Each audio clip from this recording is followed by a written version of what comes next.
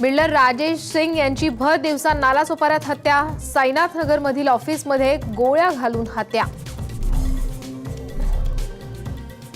3 दिवसात निर्णय नाही झाला तर शिवसेनेचे विरोधी पक्षनेते पदही धोक्यात। निर्णय घेण्यासाठी भाजपला सेनेकडून 48 तासांचं अल्टिमेटम।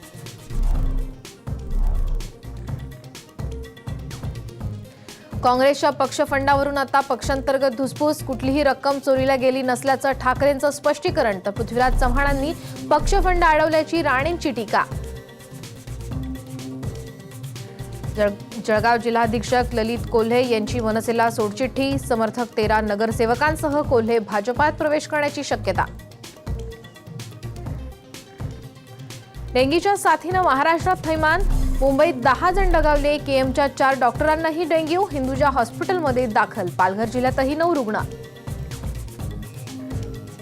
आणि चॅपलच्या विरोधामध्ये लक्ष्मण हरभजन आणि जहीरचा गौप्यस्फोट।